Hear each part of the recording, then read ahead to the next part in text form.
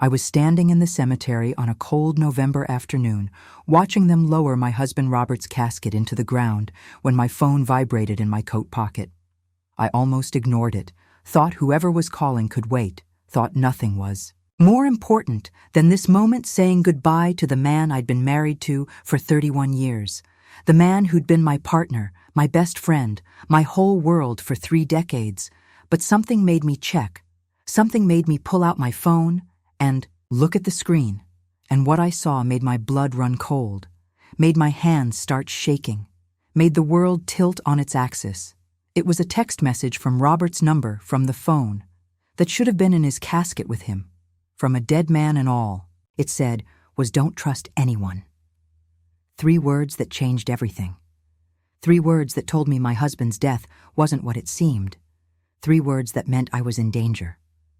My hands started shaking so badly, I almost dropped the phone right there. In the cemetery with 50 people around me, with the pastor still speaking with Robert's casket halfway into the ground, I stared at those 3 words, trying to make sense of them, trying to understand how my dead husband could be texting me from beyond the grave, trying to process what this meant.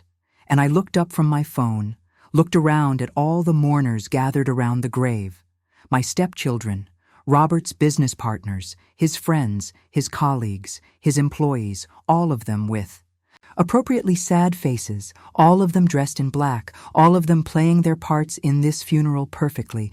And I thought, which one of you sent this? Which one of you has Robert's phone? Which one of you knows something about his death that I don't? And why are you warning me not to trust anyone? I'm so glad you're here. If you're watching this video, please like and subscribe to my channel and tell me in the comments where you're listening to my story from. I want to know how far it's traveled. My name is Catherine Parker. I'm 56 years old, and what I'm about to tell you is the story of how my husband's death revealed secrets I never imagined, revealed a conspiracy that reached further than I could have believed revealed. That the man I thought I knew, the man I'd spent 31 years married to, had been living a completely different life, had been caught up in something dangerous, something that got him killed, and how a single text message from beyond the grave started me on a journey to uncover the truth, no matter how dangerous, no matter how terrifying, no matter what it cost me. And I'm going to tell you everything. I'm going to take you through every moment, every discovery, every terrifying realization. Because this story needs to be told. Because Robert's death needs to be understood. Because the people who did this need to be exposed. Let me start from the very beginning. Let me tell you about Robert and our marriage and the weeks leading up to his death, when I should have seen the signs, should have known something was wrong, should have realized he was in danger, but I was blind, was trusting, was naive, and that blindness almost got me killed too. Robert Parker was 63 years old. When he died suddenly from what the doctor said was a massive heart attack, he'd been the founder and CEO of Parker Solutions, a cybersecurity consulting firm that had contracts with major corporations, banks, insurance companies, even some government agencies. He'd built the company from absolutely nothing 20 years ago, starting in our garage with just himself and 1 employee, and over 2 decades he'd grown it into a multi-million-dollar business with offices in 3 cities with over 200 employees, with a reputation for being the best in the business, for protecting companies from cyber threats, from hackers, from corporate espionage. Robert had been brilliant at what he did, had understood technology in ways I never could, had seen patterns and vulnerabilities that others missed, and his company had made him wealthy, not billionaire. Wealthy, not even multi-millionaire. Wealthy, but comfortable. Wealthy enough that we lived in a beautiful 4-bedroom house in a safe, quiet neighborhood. Wealthy enough that we took nice vacations twice a year. Wealthy enough that I didn't have to work unless I wanted to. Wealthy enough that Robert drove a new car and wore expensive suits and belonged to the country club. We'd been married for 31 years. I was his second wife. His first marriage had ended in divorce 5 years before I met him, and he had 2 children from that marriage. Robert Jr., who everyone called RJ, and Melissa. Both adults now, both in their 30s, both working at their father's company in various capacities. RJ was vice president of operations, and Melissa was director of client relations, and they'd both been part of Parker Solutions for years, had both grown up in the business, had both expected to inherit it someday, and they'd never liked me much. Had never accepted me as their father's wife, had always seen me as an interloper, as someone who'd stolen their father, as someone who didn't deserve to be part of their family, or marriage had been good. At least I'd thought it had been good. Robert was devoted to his work, was always busy, always traveling for business, always on his phone, dealing with clients, solving crises, managing his growing company, but that was normal. That was just who he was, a driven, successful man building his empire. And I'd supported him, had been the good wife, the understanding partner, the woman who managed the household and attended the business dinners and smiled at the right times and never complained about the long hours or the canceled plans or the times he seemed distracted and distant, because that's what you do when you love someone, right? You support their dreams, you understand their pressures, you give them space to build what they're building. I'd been a teacher before we got married, had taught third grade for 15 years. But I'd retired 5 years ago, when Robert's business really took off, when we had enough money that I didn't need to work. When Robert said he wanted me to be able to travel with him, wanted me to be available for the social aspects of his business, wanted me to be his partner in building his success. And I'd agreed, had retired, had become a full-time wife, had poured my energy into supporting Robert's career, into making his life easier, into being the woman behind the successful man. And I'd been happy. At least I'd thought I was happy. Had told myself I was happy, had convinced myself that this was what I wanted. But looking back now, I wonder if I'd lost myself somewhere along the way, if I'd become so focused on being what Robert needed that I'd forgotten who I was. But there had been something different about Robert in the weeks before he died, something that in retrospect should have alarmed me, should have made me ask more questions, should have made me push harder for answers. He'd been more stressed than usual, visibly stressed in ways he'd never been before. I'd been with Robert through business crises, through difficult clients, through financial pressures, and he'd always handled it with this calm confidence, this assurance that he could solve any problem. But in those last weeks, he'd been different, had been jumpy, had been distracted, had been worried in a way that didn't fit with his usual demeanor. He'd started taking calls in other rooms, would excuse himself from dinner to go to his office, would have conversations in hushed tones that stopped abruptly. When I walked into the room, he'd become protective of his phone in a way he'd never been before, would keep it face down on the table, would immediately grab it when it buzzed, would never leave it unattended where I might see the screen. And I'd noticed. But I hadn't said anything, hadn't wanted to. Seemed suspicious, hadn't wanted to be that wife who didn't trust her husband, who questioned his every move, who made accusations about affairs or secrets. So I'd stayed quiet, had told myself it was just work. Stress had convinced myself that whatever was bothering him, he'd tell me when he was ready. Robert had also started waking up in the middle of the night. I'd wake at 2 or 3 a.m. and find his side of the bed empty, and I'd go looking for him and find him in his home office, staring at his computer screen with an expression I'd never seen before. Something between fear and determination and anger. I'd ask him what was wrong, and he'd close his laptop quickly and say nothing. Sweetheart, just work. Stress, just a difficult client situation. Just some problems I'm trying to solve, and I'd believe him would accept. His explanation would go back to bed, thinking he'd tell me more when he was ready. But he never did. Never opened up, never shared what was really bothering him. And now I know why now. I understand he was trying to protect me, was trying to keep me out of whatever he'd gotten involved in, was trying to shield me from the danger that was closing in on him, and that protection, that silence. That's what almost got me killed. He'd also started saying, "I love you" more often, would say it at random times, would look at me with this intense gaze and say, "Catherine, I need you to know how much I love you, how important you've been to me, how grateful I am that you've been my partner through everything." And I'd smile and say, "I love you too," and I'd wonder why he was being so sentimental, why he seemed to be memorizing my face, why he held me a little tighter when we hugged, like he was trying to imprint the feeling, like he knew our time was limited, like he was preparing to say goodbye. And there were other things too small, things that didn't mean much individually, but together painted a picture of a man who was worried, who was scared, who was preparing for something bad to happen. He'd updated our will, had called our lawyer, and made changes that he said were just routine, just making sure everything was in order, just being responsible. But now I wonder what he knew, what he suspected, what he was preparing for.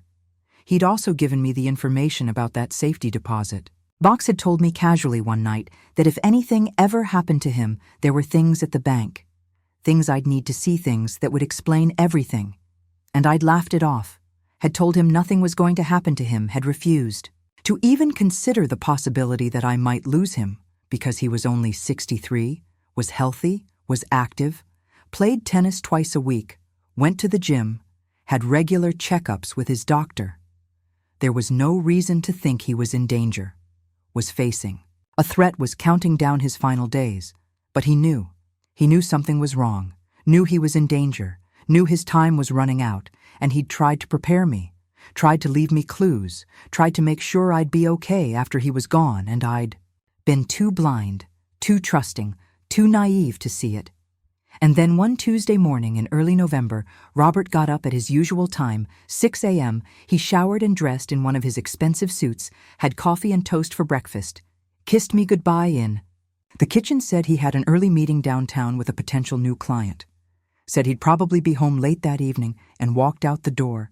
And that was the last time I saw him alive, the last time I heard his voice, the last time I got to tell him I loved him.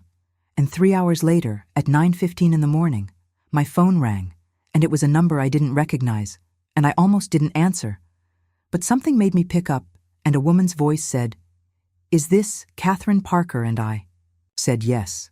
And she said, "This is Mercy General Hospital. Your husband, Robert Parker, was brought in by ambulance about 20 minutes ago, and I need you to come right away." And I said, "What happened? Is he okay?" And there was this pause, this terrible pause, and she said, "Please just come to the emergency room as quickly as you can. Ask for Dr. Martinez when you arrive." And she hung up, and I stood there in my kitchen holding the phone, feeling my world starting to collapse, feeling panic rising in my chest, and I grabbed my keys and I drove to the hospital, breaking every speed limit, running red lights, my mind racing with possibilities. Had he been in a car accident? Had he been attacked? Was he hurt? Was he dying? And I got to the hospital, and I ran into the emergency room, and I found Dr. Martinez, and I said, "I'm Catherine Parker. Someone called about my husband, Robert," and the doctor's face told me everything before he even opened his mouth. Told me it was bad, told me it was the worst news possible.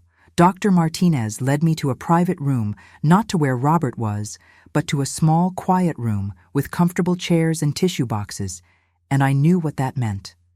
Knew that's where they took families when they had to deliver devastating news. And he sat down across from me, and he said, "Mrs. Parker, I'm so sorry.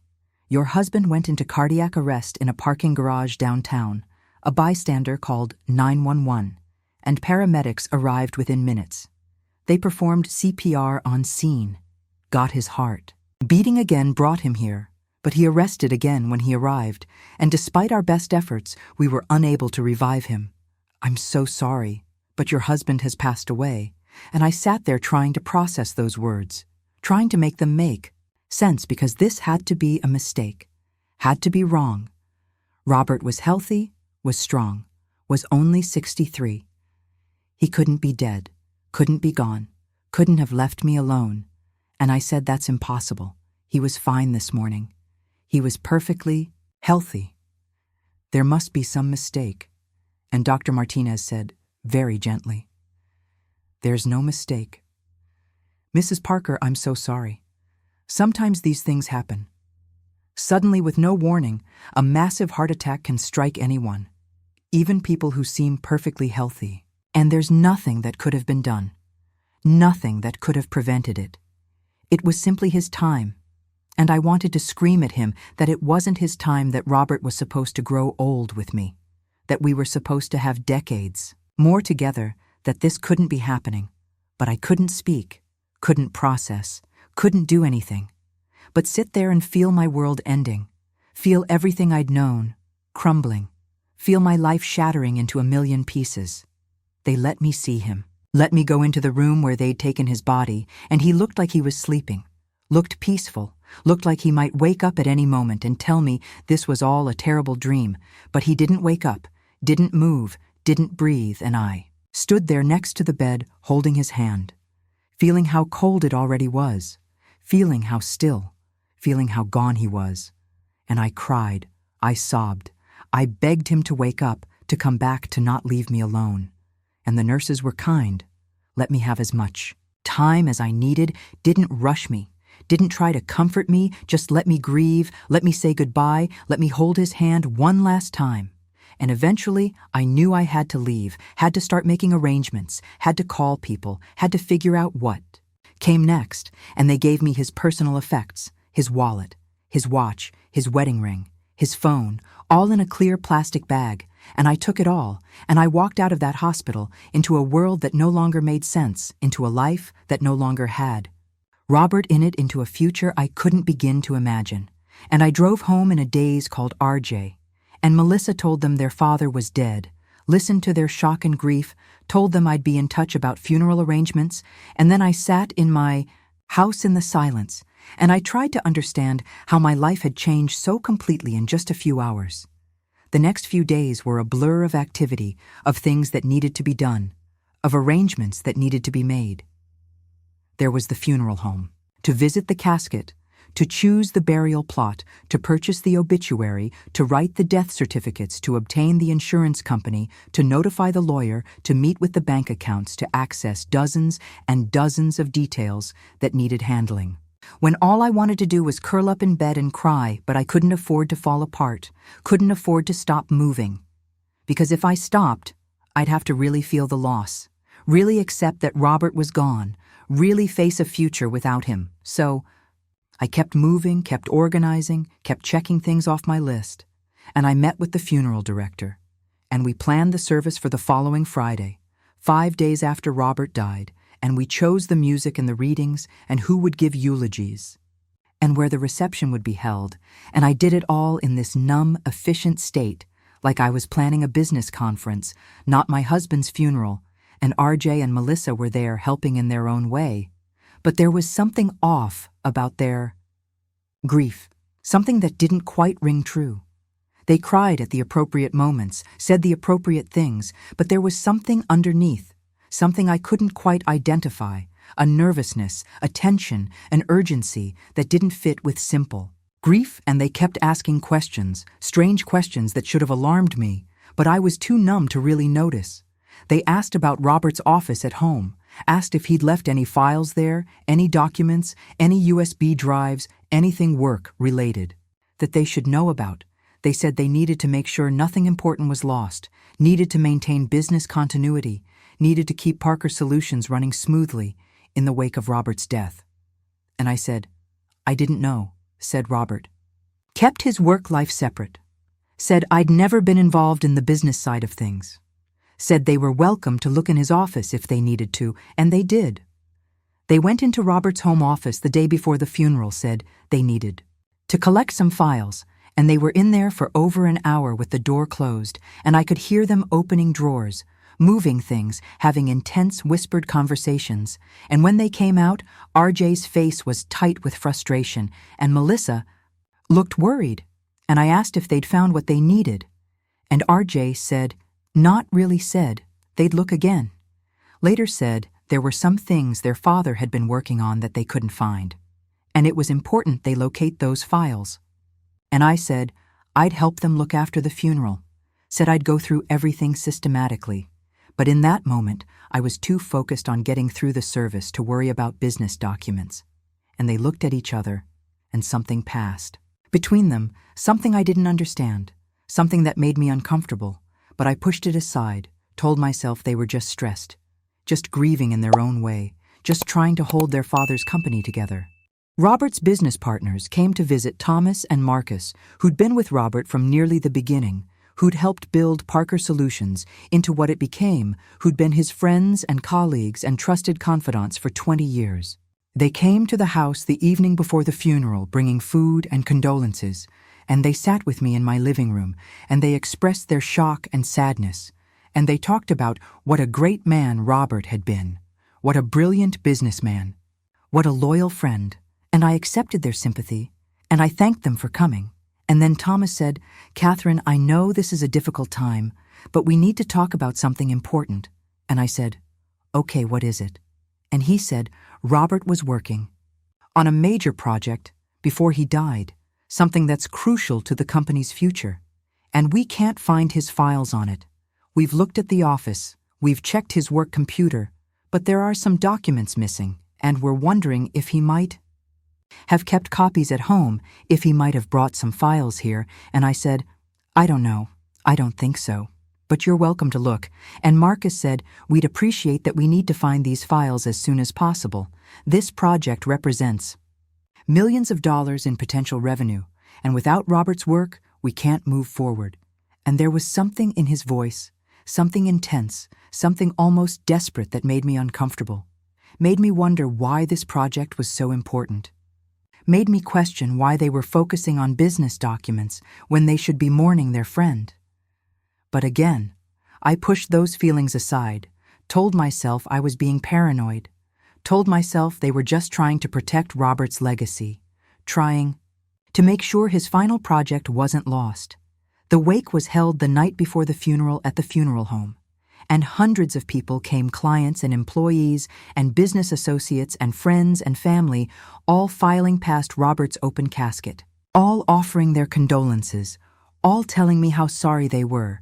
And I stood there for hours shaking hands, accepting hugs, listening to stories about Robert, about what a great man he'd been, and I felt numb, felt disconnected, felt like I was watching myself from outside my body going through the motions of grief without really feeling it.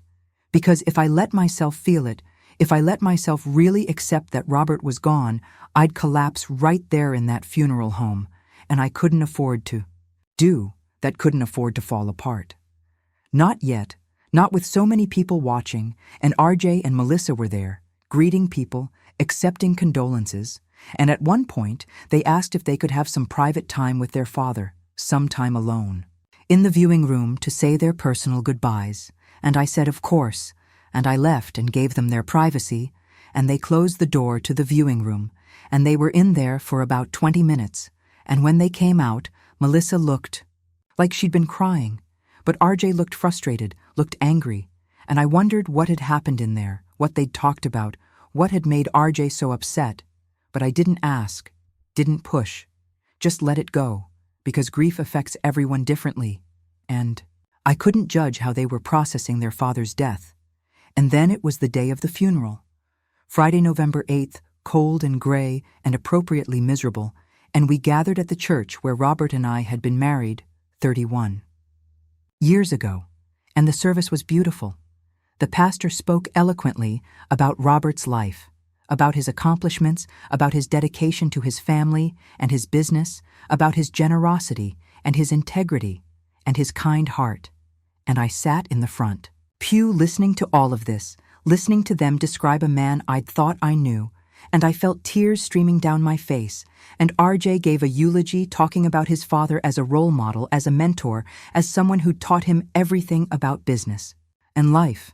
And Melissa spoke too, talking about her father's love and support and how much she'd miss him. And Thomas gave a eulogy on behalf of Parker Solutions, talking about Robert as a visionary, as a leader, as someone who'd changed the cybersecurity industry and made the world safer. And everyone said all the right things, all the expected things. And I listened, and I cried, and I wondered if any of it was true, if Robert had really been the man they were describing, or if there was another side. To him, a side I'd never known, a side that had gotten him killed. And then we went to the cemetery, to the plot we'd purchased, on a hill overlooking a small pond. And we stood around the grave while the pastor said the final prayers and the funeral.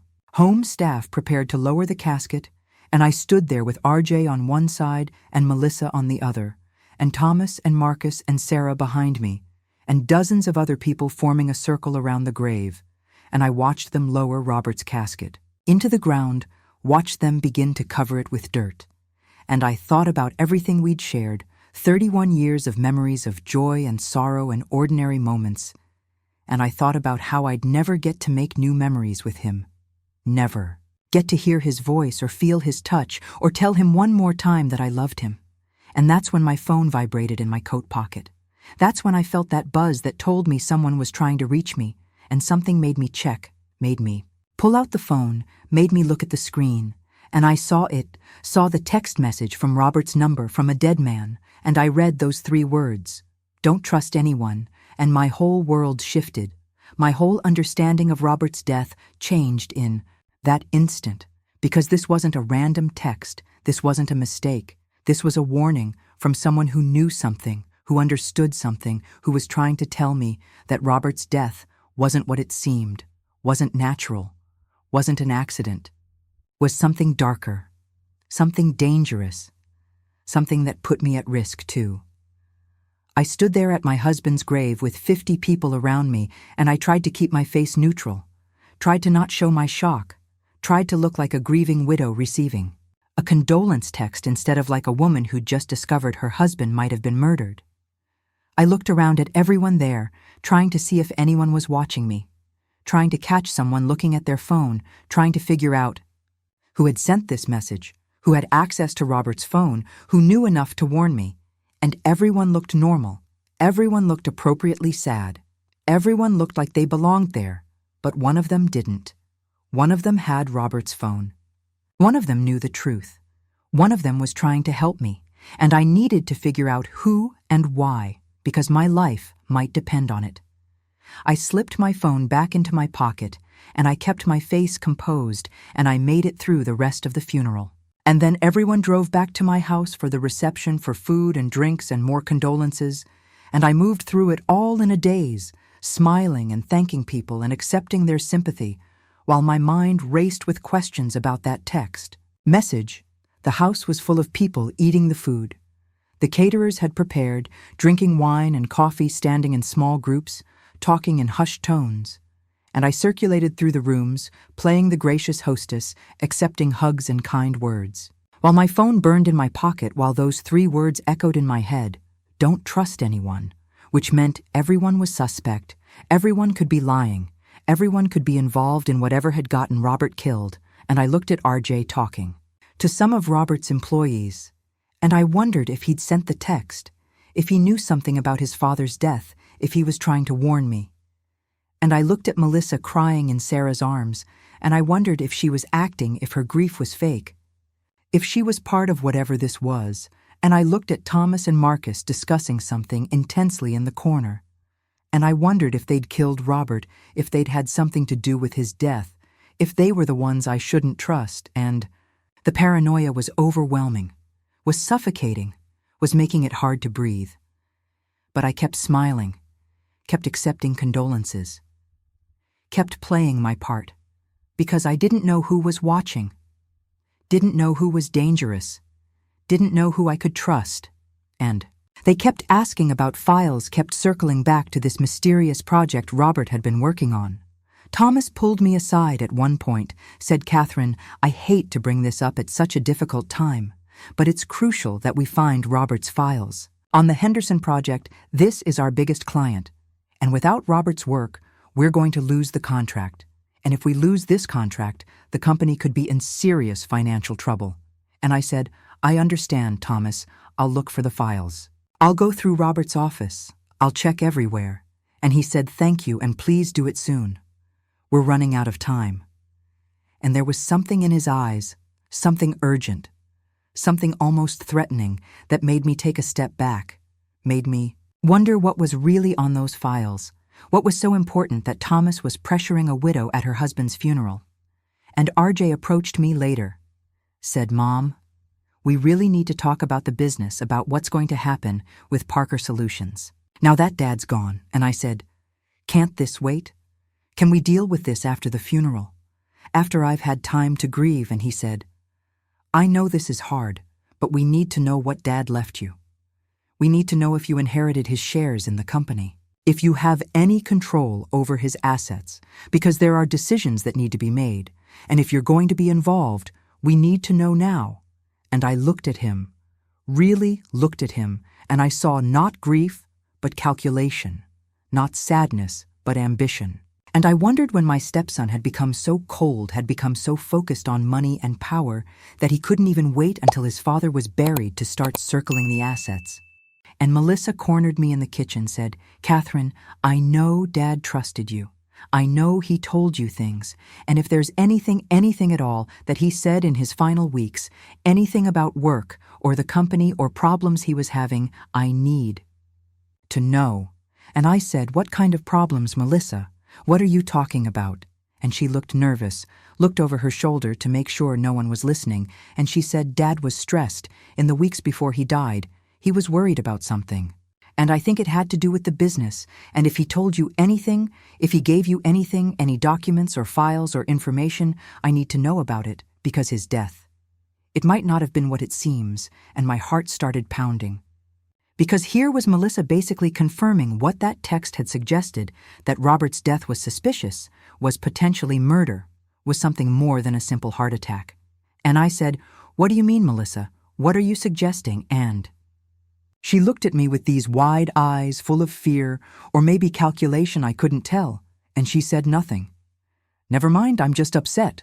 I'm not thinking clearly." "Forget I said anything," and she walked away quickly, leaving me standing in my kitchen, wondering what she knew, wondering if she was trying to help me or manipulate me, wondering if I could trust anything. Anyone said the reception finally ended around 8 p.m. The last guests trickled out. The caterers cleaned up and packed away the remaining food.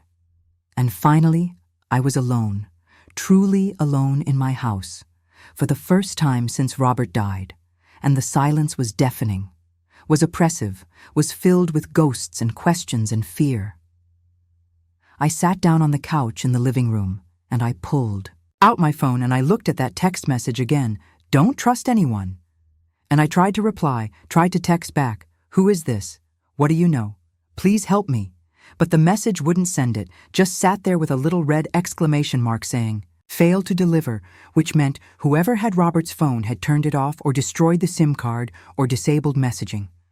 Somehow they'd sent that one warning and then disappeared, had given me just enough information to know I was in danger, but not enough to know who to fear or how to protect myself. I sat there for a long time, trying to decide what to do, trying to figure out my next move, trying to understand what Robert had been involved in that had gotten him killed, because I was sure now, sure that the heart attack hadn't been natural, sure that someone had murdered him and made it look like natural causes, sure that I was in danger too. And then I remembered something Robert had said to me about 2 weeks before he died.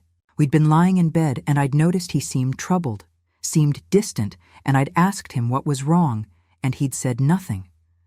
For a long moment just stared at the ceiling, and then he'd turned to me and he'd said, "Catherine, if anything ever happens to me, if something unexpected occurs, there's a safety deposit box at First National Bank downtown. Box number 237. You're on the account. You have access. And there are things in there, things you need to see, if I'm not around to explain them." And I'd laughed nervously, had said, "Nothing's going to happen to you, Robert. Stop being morbid." And he'd said, "I'm serious. Catherine, promise me if anything happens, you'll go to that box, you'll look at what's inside. It's important." And I'd promised, just to make him feel better, just to end the uncomfortable conversation, never thinking I'd actually need to follow through, never imagining that 2 weeks later he'd be dead, never understanding that he was trying to protect me, trying to give me the tools I'd need to survive what was coming. And now he was gone, and there was a safety deposit box. And apparently there were things in it, things that would explain what was happening, things I desperately needed to see. I decided I'd wait until morning. To go to the bank, decided I needed to try to sleep, needed to rest, needed to be sharp and alert for whatever I was about to discover. But sleep didn't come.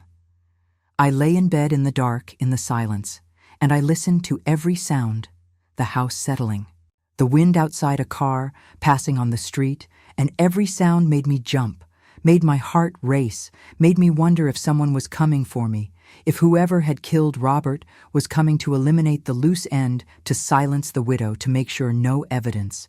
Survived, and around two. Am I almost convinced myself I was being paranoid? Was letting grief and stress make me imagine conspiracies where there were none, was seeing danger that didn't exist? But then I remembered that text message, remembered. Don't trust anyone, remembered that someone who knew something had reached out to warn me, and I knew I wasn't being paranoid. Knew the danger was real. Knew I needed to be careful, and around 3. Am I heard something? A sound downstairs that didn't fit. With the normal sounds of the house, a creaking floorboard, a soft thud like someone had bumped into furniture, like someone was moving through my house in the dark, and my heart started pounding so hard I could hear it in my ears, could feel it in my throat, could taste fear in my mouth, and I lay perfectly still, listening, straining to hear if I'd really heard something or if my paranoid mind had invented it, and then I heard it again. Footsteps, slow and careful, moving through the downstairs, moving toward the stairs, moving toward me. I grabbed my phone from the nightstand, my hands shaking so badly I could barely hold it, and I thought about calling 911. But what would I say? That I heard a noise, that I thought someone was in my house. They'd send police, but would the police arrive in time? Would they believe me? Or would they think I was a grieving widow imagining things, and that hesitation, that moment of doubt, might have saved my life? Because I heard the footsteps on the stairs, now heard someone climbing. Slowly, carefully heard them reach the second floor, and I knew I couldn't stay in my bedroom. Couldn't let whoever this was trap me here. I looked around frantically for a weapon, for a way to defend myself, and I saw Robert's baseball bat, the one he kept by the door for protection, the one he'd never needed to use, and I grabbed it, and I moved as quietly as I could to the bathroom. The master bathroom that had a door to the hallway and a window that opened to the back yard, and I could hear the intruder getting closer, could hear them moving down the hallway toward my bedroom, and I made a decision. Made it in a split second with no time to think. I went into the bathroom, closed and locked the door as quietly as I could. Open the window. Thank God it wasn't painted shut. Thank God it opened smoothly. And thank God we lived in a 1-story ranch-style house, so the drop to the ground was only about 6 feet. I heard the bedroom door open, heard footsteps in my bedroom, heard someone searching, and I didn't wait. I climbed out the window, dropped to the ground, landed hard on my hands and knees in the cold, wet grass. And I ran to my neighbor's house, the Johnsons, who lived 3 houses down, and I pounded on their door at 3 in the morning, looking wild, looking terrified, wearing pajamas and no shoes, and Mrs. Johnson opened the door in her bathrobe, looking shocked and concerned, and I gasped out, "Someone's in my house. Someone broke in.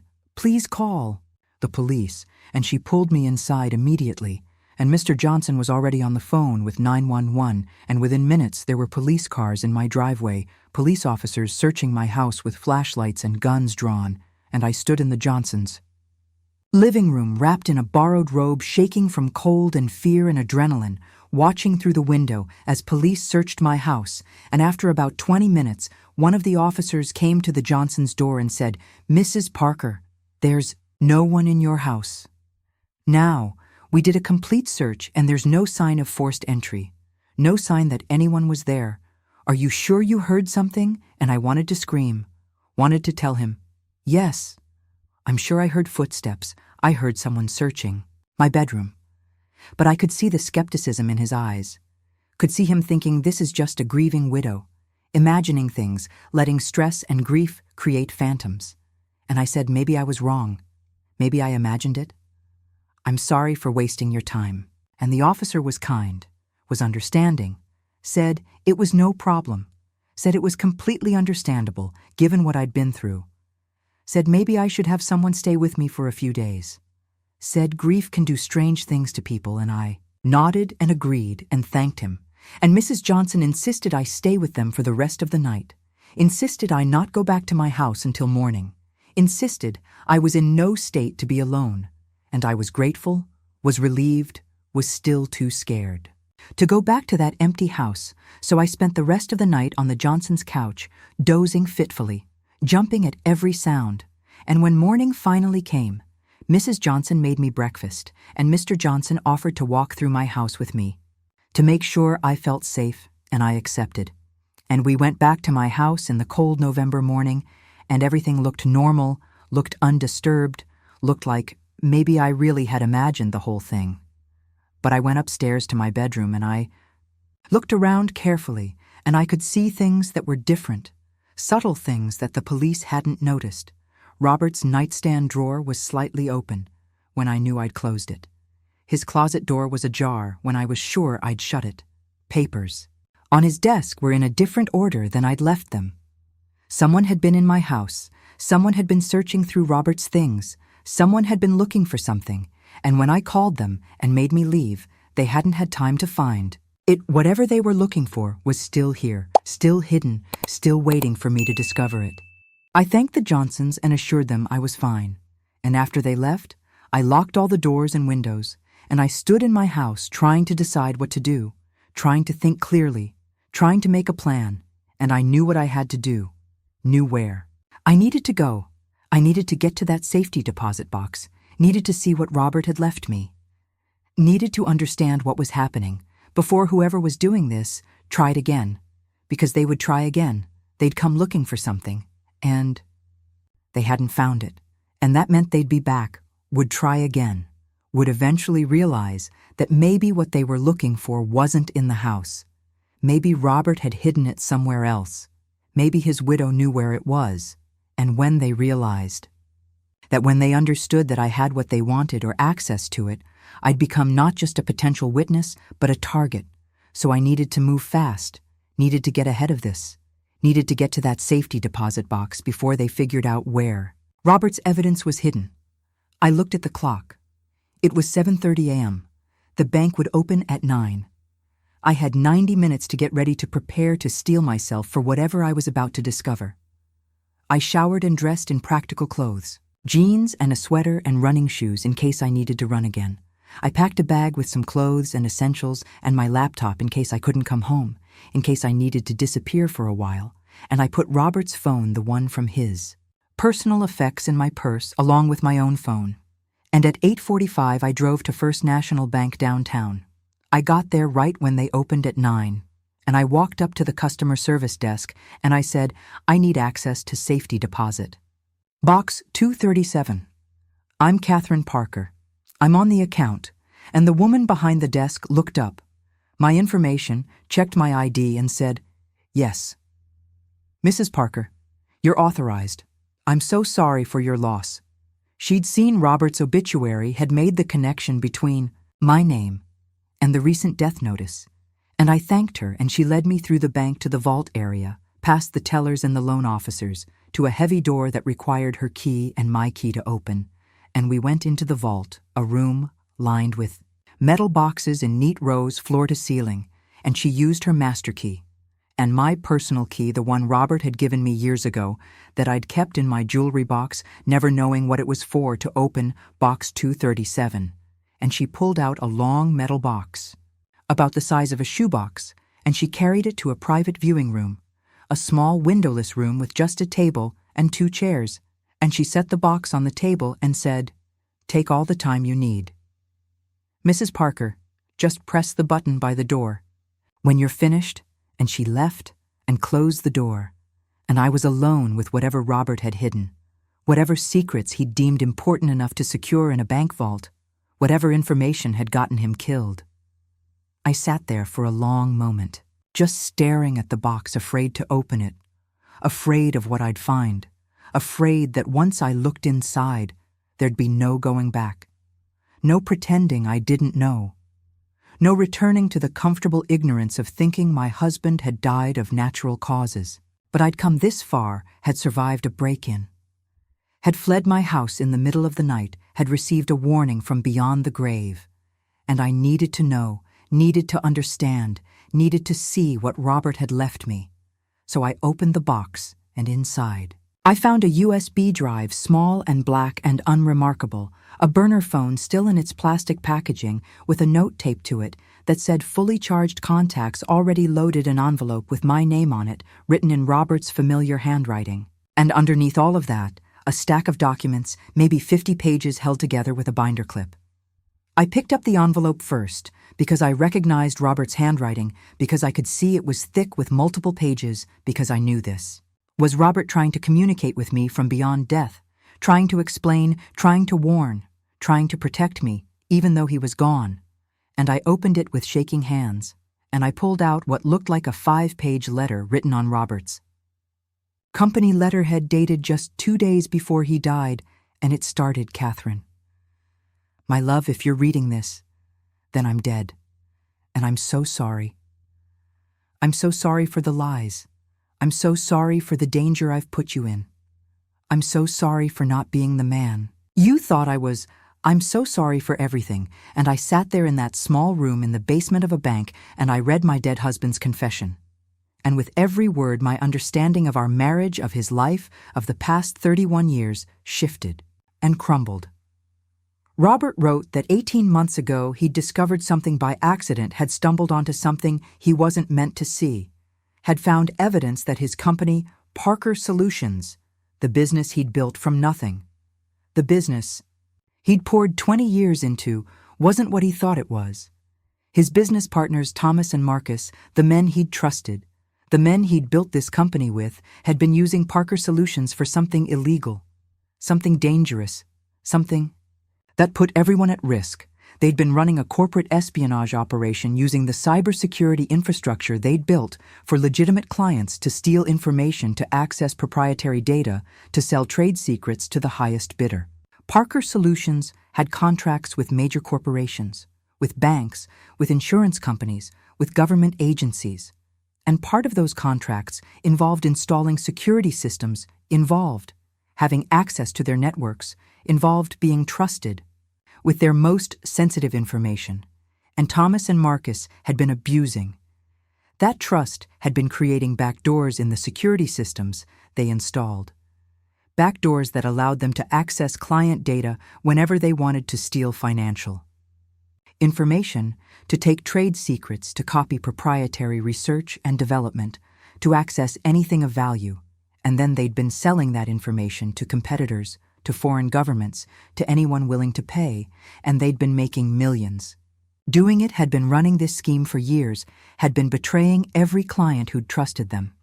Robert wrote that he'd found out by accident, had been troubleshooting a problem with a client's system, and had noticed something strange had dug deeper, had found code that shouldn't have been there, had traced it back to Thomas and Marcus, and had realized what they were doing.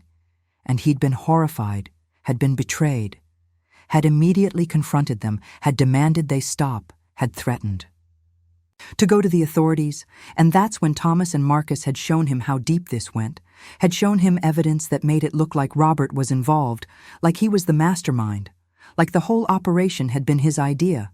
They'd been planning this for years. Robert wrote, had known they'd need a scapegoat if they ever got caught, had systematically created a paper trail that pointed to Robert as the architect of the scheme. They had emails that appeared to be from Robert authorizing the bay backdoors. They had financial records showing payments going into accounts in Robert's name. They had documentation that made it look like Robert had started this scheme and brought them in, and if Robert went to the authorities, if he exposed them, they'd make sure he went down, too, would make sure he took the fall for everything, would destroy his reputation, his freedom, his life. And they'd also threatened me, had said explicitly that if Robert tried to expose them, if he went to the FBI, if he did anything to interfere with their operation, they'd make sure I paid the price. They'd hurt me, would kill me, would make it look like an accident, and Robert would spend the rest of his life in prison, knowing his wife had died because of his choice. So Robert had been trapped, had been caught between exposing criminals and protecting me, had spent 18 months trying to find a way out, trying to gather evidence, trying to build a case that would prove his innocence while also implicating Thomas and Marcus.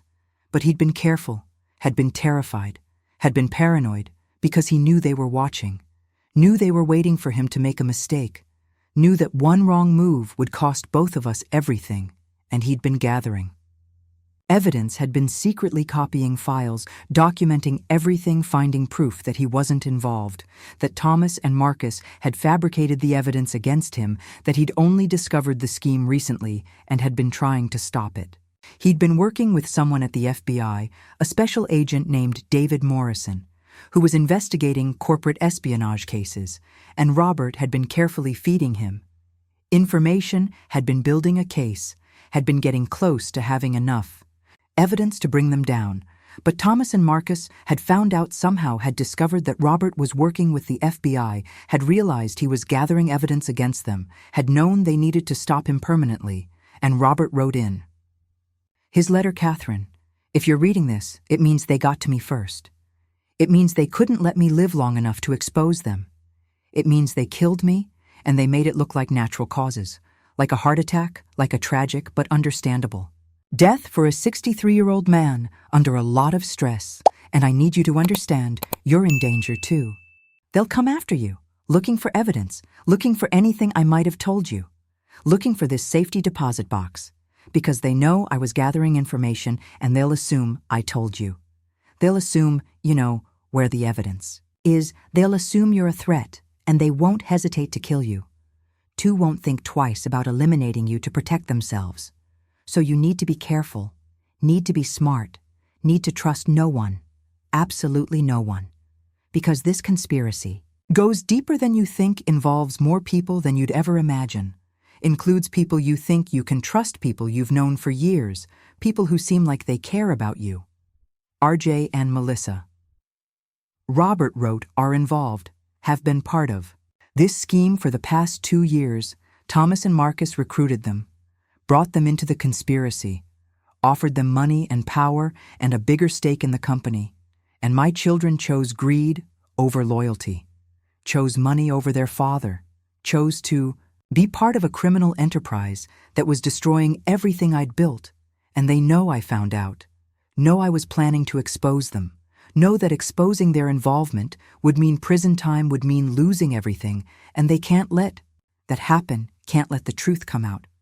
So they're complicit in my death. Catherine, they may not have administered whatever poison or drug that stopped my heart, but they knew it was going to happen. Knew Thomas and Marcus were planning it. Knew. Their father was going to be murdered, and they did nothing to stop it. Did nothing to warn me, did nothing to save me, because saving me would have meant losing their share of the illegal profits. Robert wrote that Thomas, Marcus, RJ, and Melissa had been the ones searching his office, had been the ones looking for evidence, had been desperate to find where he'd hidden his files, where he'd stored his documentation, where he'd kept proof of their crimes, and he'd hidden it all in this safety deposit box, had put everything on the USB drive, had documented everything. In the papers had created a complete record of the conspiracy, and he was leaving it to me, leaving me the burden of finishing what he'd started, of taking this evidence to the FBI, of making sure they paid for what they'd done. And the letter ended. Catherine, I know this is an enormous burden. I know I'm asking you to risk your life to finish what I couldn't complete. I know it's not fair to put this on you, but there's no one I can trust, no one who has the evidence and the motivation to see this through. You have to take this to Agent Morrison. His number is programmed into the burner phone. He's expecting to hear from you. He knows I was working on gathering evidence, and if I die, he'll know. It wasn't natural. He'll know they got to me. Call him, give him everything. Let him protect you. Let him finish this investigation. Let him make sure they pay for what they've done. And Catherine, I love you. I've loved you for 31 years. You've been my partner, my best friend, my everything, and I'm so sorry. I couldn't keep you safe. I'm so sorry. I brought this danger into your life. I'm so sorry. I'm not there to protect you. But you have to be strong. You have to survive. You have to make sure they don't get away with this. Please be careful. Please trust Agent Morrison. Please stay alive. And please know that everything I did was trying to protect you, and I failed. And that's my greatest regret. Please forgive me. I love you always. Roberti sat there in that small room, holding my dead husband's letter. Tears streaming down my face, hands shaking so hard I could barely hold the pages. And I felt everything at once, grief for Robert, who'd been murdered, rage. At the people who'd killed him, terror for my own life, because I was now the only person who knew the truth, the only person with the evidence, the only person who could bring them down, and that made me incredibly valuable and incredibly vulnerable. I folded the letter carefully, put it back in the envelope, and I looked at the other items in the box. The USB drive that contained all of Robert's evidence, the burner phone that would connect me to the FBI agent, the stack of documents that I assumed were printouts of some of the evidence, and I knew what I had to do, knew I couldn't go home, knew I couldn't trust anyone, knew I needed to get to Agent Morrison as quickly as possible before Thomas and Marcus and RJ and Melissa realized I'd been to the bank, before they understood I had the evidence, before they decided I needed to be eliminated just like Robert. I gathered everything from the safety deposit box, put it all in my purse, checked to make sure the hallway was clear. Checked to make sure no one was watching, and I left. That viewing room returned the empty box to the vault. Attendant walked through the bank, trying to look casual, trying to not show my fear, trying to not run. Screaming from the building, I got to my car in the parking garage, and I locked the doors immediately, and I sat there trying to calm my racing heart, trying to think clearly, trying to make a plan. I pulled out the burner phone, unwrapped it from its packaging, turned it on, and found that Robert had indeed programmed a contact into it, just one contact labeled Agent Morrison FBI, and I stared at that contact for a long moment, trying to decide if I could trust this, if I should call, if this FBI agent was really working with Robert, or if this was another trap, another lie, another danger. But what choice did I have? I couldn't do this alone. Couldn't fight a conspiracy by myself, couldn't survive against people who'd already killed once and wouldn't hesitate to kill again. So I made the call. I pressed the contact and listened to it ring once, twice, 3 times, and then a man's voice answered Morrison. "Who is this?" And I said, my voice shaking, "My name is Catherine Parker. I'm Robert Parker's widow, and my husband told me to call. He said you were investigating. He said you'd help me." And there was a pause, a long pause, and then Agent Morrison said, "Mrs. Parker, where are you right now? Are you somewhere safe?" And I said, "I'm in a parking garage at First National Bank downtown, and I have Robert's evidence. I have everything he gathered." And Agent Morrison's voice became urgent, became commanding, became focused. "Mrs. Parker, listen to me very carefully. Do not go home. Do not contact anyone. Do not trust anyone. Stay exactly in where you are. I'm sending agents to pick you up right now. They'll be there in less than 10 minutes. You'll see a black SUV. They'll identify themselves as FBI. Do not get in any other vehicle. Do you understand?" And I said, "Yes, I understand." And he said, "Good, stay on the line with me until they arrive, and keep your doors locked and your engine running, and be ready to drive away if anyone approaches who isn't FBI, because Mrs. Parker, you are in serious danger, and the people who killed your husband will not hesitate to kill you too." I sat in that parking garage with my engine running, with the doors locked, with the phone pressed to my ear, listening to Agent Morrison's voice telling me it was going to be okay, telling me help was coming, telling me to stay calm. And I watched every car that entered the garage, watched every person who walked past, watched for any sign of threat of danger of someone coming for me. And after what felt like hours, but was probably only 8 minutes, I saw a black SUV pull into the garage, saw it drive directly toward me, saw it stop next to my car, and 2 people got out, a man and a woman, both in dark suits, both holding up FBI badges, both approaching my car slowly with their hands visible, and the woman knocked on my window and said, "Mrs. Parker, I'm Agent Rodriguez. This is Agent Chen. We're here to take you somewhere safe." And I looked at them, trying to decide if I should trust them, trying to see if this was real or another trap. And Agent Morrison's voice in my ear said, "Mrs. Parker, it's okay. Those are my agents. You can go with them. They'll bring you to me." And I made a decision. Made it in that moment with no time to second guess. And I opened my car door and I got out. And Agent Rodriguez said, "We need to leave now. We need to get you away from here." and she guided me to the back seat of the SUV while Agent Chen got in the driver's seat, and within seconds we were moving. We're pulling out of the parking garage. We're driving through downtown Detroit, and I sat in the back seat clutching my purse with all of Robert's evidence, and I thought about how completely my life had changed in just 5 days. 5 days ago, I'd had a husband, had thought I knew my life, had believed I understood my world, and now Robert was dead, was murdered, was gone forever, and I was running for my life, was being protected by the FBI, was holding evidence that would bring down a criminal conspiracy. And I didn't know if I'd survive, didn't know if I'd make it through this, didn't know if I'd end up like Robert, dead and buried, before I could tell the truth. Agent Rodriguez turned around from the front seat and said, "Mrs. Parker, I know this is frightening, but you did the right thing calling us. You're safe now. We're taking you to a secure location where Agent Morrison will meet with you and we'll go through everything your husband gathered." And I nodded and said, "Thank you." And I asked, "Can I call anyone? Can I tell anyone where I'm going?" And she said, "No, I'm sorry, but we can't risk anyone knowing where you are. We don't know how deep this conspiracy goes. We don't know who else might be involved. So you need to completely disappear for a few days until we can verify the evidence and move on the arrests." And I understood that I was effectively going into hiding, understood that everyone in my life would think I'd vanished, would wonder where I was, would possibly think something had happened to me. But I also understood it was necessary, understood it was the only way to stay alive. We drove for about 40 minutes, heading out of the city, heading into more rural areas, heading toward what looked like the middle of nowhere.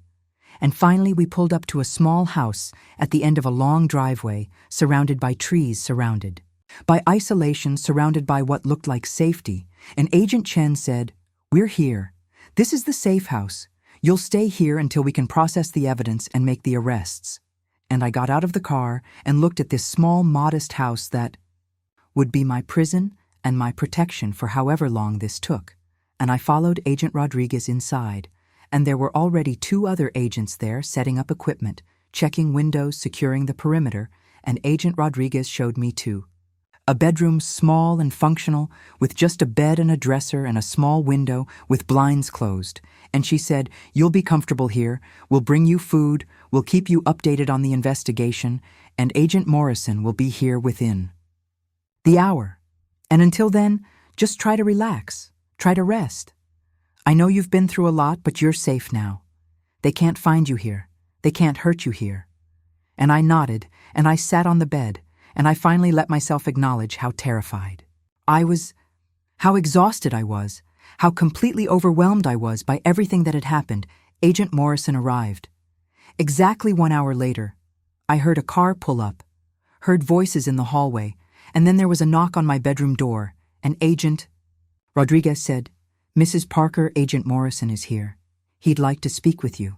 And I opened the door and saw a man in his mid-40s, black professional, looking with intelligent eyes and a serious expression, and he extended his hand and said, "Mrs. Parker, I'm David Morrison. I'm so sorry for your loss. Your husband was a brave man, and I'm going to make sure the people who killed him pay for what they've done." And I shook his hand and said, "Thank you, Agent Morrison. Robert trusted you," he said. "You were the only person who could help." And he nodded grimly and said, "Robert was helping us build a case against Parker Solutions. We've been investigating corporate espionage networks for about 8 months, and Robert came to us 6 months ago with evidence of illegal activity at his own company, and he'd been working with us ever since, had been our confidential informant, had been risking his life to gather evidence." And I said, "Did you know they were planning to kill him? Could you have stopped it?" And Agent Morrison's face darkened, and he said, "We didn't know. We suspected the conspirators might realize Robert was helping us, but we thought we had time. We thought we could protect him. We were wrong, and I'm sorry, Mrs. Parker. I'm sorry. We couldn't save him, but we can still finish what he started. We can still bring them to justice if you're willing to help." I gave him the USB drive, gave him the documents, gave him everything Robert had left me. And Agent Morrison looked at it all, like it was the most precious thing in the world. And he said, "This is exactly what we need. This will give us everything we need to build an airtight case, to make arrests, to bring down the entire network. And Mrs. Parker, I need you to understand. This conspiracy is bigger than just Thomas and Marcus, and your stepchildren. There are at least 8 people involved in the espionage ring at Parker Solutions, and we're going to arrest all of them, but it's going to take a few days to verify everything, to coordinate with prosecutors, to get warrants, and during that time, you need to stay here. You need to stay hidden, because if they find out you have this evidence, if they realize you've gone to the FBI, they will do everything in their power to stop you, to silence you, to eliminate the threat you represent. And I said, I understand. I'll stay here as long as you need me. Just please make sure they pay for killing Robert. Make sure they go to prison. Make sure they can't hurt anyone else. And Agent Morrison said, I promise you, Mrs. Parker, they will pay. I spent the next 6 days in that safe house, 6 days of isolation, of watching news on a television, in the living room, of pacing the small bedroom, of eating meals the agents brought me, of wondering if this would ever end, if I'd ever be safe again, if I'd ever be able to go home.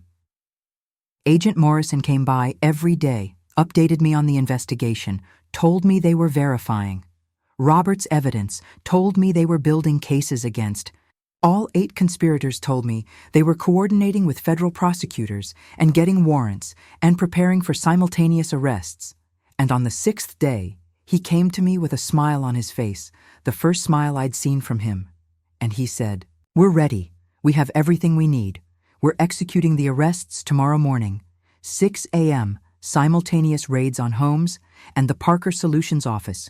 We're going to arrest Thomas, Marcus, RJ, Melissa, and 4 other employees who were involved in the espionage ring. And Mrs. Parker, you're going to be able to go home. You're going to be able to reclaim your life. You're going to be safe. And I felt tears of relief streaming down my face. And I said, thank you. Thank you for protecting me. Thank you for finishing what Robert started. Thank you for making sure they pay. And Agent Morrison said, you did this. Mrs. Parker, you brought us the evidence. You had the courage to come forward. Robert would be proud. The next morning, I sat in that safe house watching the news, watching for the story I knew was coming. And at 7 a.m., it happened. The lead story on every channel: FBI raids, Parker Solutions, cybersecurity firm, 8 people arrested in corporate espionage conspiracy, and there was footage of FBI agents in tactical gear raiding the Parker Solutions offices, leading people out in handcuffs, and I saw Thomas in handcuffs, looking shocked and angry. Saw Marcus being led to a police car. Saw RJ, my stepson, who'd helped kill his father, being arrested. Saw Melissa crying as they put her in handcuffs, and I watched it all with this strange mix of emotions, satisfaction that they were finally facing justice, grief that Robert wasn't here to see it, relief that I'd survived, that I'd made it through, that they couldn't hurt me anymore. And Agent Morrison came and sat with me, and he said, it's over. Mrs. Parker, they're all in custody. They're all facing charges of corporate espionage, conspiracy, murder for hire, and they're going to spend the rest of their lives in prison. Robert got his justice, and I said, did they confess? Did they admit to killing him? And Agent Morrison said, not yet. They're all lawyering up. They're all denying everything, but we have enough evidence to prove the espionage charges, and we're working on proving the murder. We found evidence that they purchased a cardiac-inducing drug. We have communications between Thomas and Marcus discussing eliminating Robert. We're building the case, and we will prove they killed him over the next few months. I testified at multiple grand jury hearings, testified about finding Robert's evidence, testified about the break-in at my house, testified about everything Robert had told me in his letter and the grand juries. Indicted all 8 conspirators on charges of corporate espionage, wire fraud conspiracy, and for Thomas and Marcus and RJ and Melissa, they also faced charges of murder conspiracy, and the trials took almost a year. But eventually all 8 were convicted. Thomas got 35 years, Marcus got 30 years, RJ got 25 years, and Melissa got 20 years for the espionage charges, and Thomas and Marcus got additional life sentences for Robert's murder, even though we could never prove exactly how they'd done it. Could never prove they'd injected him with something or poisoned him or exactly how they'd caused the heart attack, but we proved they'd planned it, proved they'd conspired to kill him, proved they'd murdered him. To protect their criminal enterprise. And that was enough. That was justice. That was Robert's death finally being answered. And through it all, I kept thinking about that text message, "Don't trust anyone." The message that had saved my life, that had made me cautious, that had kept me from trusting the wrong people. And I never found out who sent it, never discovered who'd taken Robert's phone from his casket, who'd risked themselves to warn me, who'd known enough about the conspiracy to understand. I was in danger. It remained a mystery, an unsolved question, a gift from an unknown benefactor. But then, about 6 months after the trials ended, about 18 months after Robert died, I got a package in the mail. No return address, just my name and address, and I opened it carefully, nervously, still paranoid after everything that had happened, and inside was Robert's phone. The actual phone that should have been buried with him. The phone someone had used to send me that warning. And there was a note handwritten on plain paper in handwriting I didn't recognize. And it said, "Mrs. Parker, I owe you an explanation. I'm Sarah Thomas's wife, and I knew what they were doing, knew about the espionage, knew about the plan to kill Robert. And I was terrified, was trapped in a marriage with a criminal, was too scared to come forward. But when Robert died, when I saw them preparing to bury him, I made a decision. I went to the funeral home before the service. I told them I needed a private moment with Robert, and when they left me alone, I opened the casket, and I took his phone from his pocket, and I sent you that message because I knew you'd need to be careful, knew you'd need to know not to trust anyone, knew you'd be in danger if you didn't understand what had happened." The note continued. "I wanted to do more, wanted to come forward, wanted to testify, but I was afraid of what Thomas would do to me, afraid he'd kill me too if he knew I'd betrayed him. So I stayed silent, stayed trapped, stayed complicit in my own way. But I gave you that warning, gave you the tool you needed to survive, and I hoped it would be enough. And it was, you survived, you exposed them, you made sure they paid for what they did, and now they're all in prison. Now I'm safe, now I can finally tell you what I did. I'm sorry. I couldn't do more. I'm sorry. I was too afraid to help Robert when he was alive. I'm sorry for everything. But I wanted you to know that someone was trying to protect you, that someone cared, that you weren't completely alone, and I'm so sorry for your loss. Robert was a good man, and he didn't deserve what happened to him, but you made sure his death meant something. You made sure they paid, and that's everything signed." Sarah and I sat there holding Robert's phone, holding that note, understanding, finally understanding who'd sent that warning, understanding that even in the middle of a conspiracy, even surrounded by criminals, there'd been one person who'd tried to help, one person who'd risked themselves to warn me, one person who'd made it possible for me to survive. And I thought about Robert, about how he'd tried to protect me, even knowing it might cost him his life, about how he'd gathered evidence, knowing they might kill him, about how he'd left me instructions, knowing I'd need them, about how his final act had been trying to ensure I'd survive. And that love, that sacrifice, that final gift, that was what had saved me. That was what had given me the strength to keep going. That was what had made all of this bearable. And now, 3 years later, 3 years after Robert's death, after that text message, after the investigation, after the trials, I'm rebuilding my life. I sold the house because I couldn't stay there, couldn't live with those memories, couldn't walk through rooms where Robert had been murdered, where people had searched for evidence, where my life had been destroyed. I moved to a smaller place in a different neighborhood, started over, tried to create something new, tried to find peace. And it's been hard, has been lonely, has been painful, because I lost Robert, lost my marriage, lost the life I thought I had, but I survived. And that's something, that's everything. That's what Robert wanted for me. He wanted me to survive, to be safe, to live. And I'm doing that. I'm honoring his memory by living, by refusing to let his killers win, by being strong enough to do what he couldn't. And sometimes late at night, I look at that text message, the one I never deleted, don't trust anyone. And I think about how 3 words saved my life, how they made me paranoid enough to be careful, how they kept me alive long enough to get Robert's evidence to the FBI. And I think about Robert and how even in death he was trying to protect me, how his final gift was the tools I'd need to survive, how his love extended beyond the grave. And that's what I hold on to. That's what gets me through the hard days. That's what makes life worth living, knowing that Robert loved me enough to die, trying to protect me, loved me enough to leave me everything I'd need to fight back, loved me enough to make sure I'd survive, even though he couldn't.